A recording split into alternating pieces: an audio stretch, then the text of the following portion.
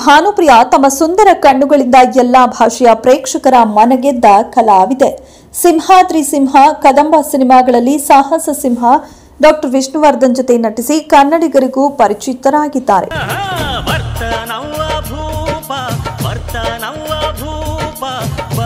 Tollywood, Kollywood, Sandalwood ಹಾಗೂ Mollywood ಸೇರಿದಂತೆ 150ಕ್ಕೂ ಅಧಿಕ ಸಿನಿಮಾಗಳಲ್ಲಿ ಅಭಿನಯಿಸಿದ್ದಾರೆ.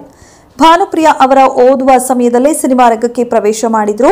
ತಮ್ಮ ನೃತ್ಯ ಮತ್ತು ನಟನಾ ಕೌಶಲ್ಯದಿಂದ ಅತ್ಯಂತ ಸುಂದರವಾದ ಪಾತ್ರಗಳಲ್ಲಿ ನಟಿಸಿ ಎಲ್ಲರ ಗಮನ ಸೆಳೆದ ಭಾನುಪ್ರಿಯಾ ಸದ್ಯ ಸಂಕಷ್ಟದಲ್ಲಿದ್ದಾರೆ.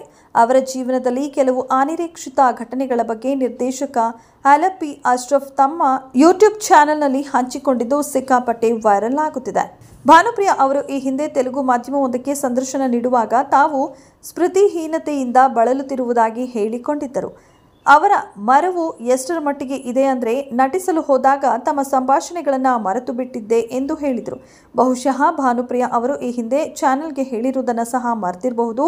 ಆದರೆ ಅವರೀಗ ನೃತ್ಯ ಮಾಡಲು ಸಹ ಸಾಧ್ಯವಿಲ್ಲ. ಅಲ್ಲದೆ ತನ್ನ ಎಲ್ಲ ಡ್ಯಾನ್ಸ್ ಸ್ಟೆಪ್ಗಳನ್ನು ಮರೆತಿದ್ದಾರೆ.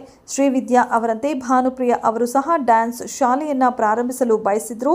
ಆದರೆ ಅವರ ಕನಸು ಕನಸಾಗಿಯೇ ಉಳಿದಿದೆ ಎಂದು ಸದ್ಯ ಅಲಪ್ಪಿ ಅಶ್ರಫ್ ಹೇಳಿಕೊಂಡಿದ್ದಾರೆ.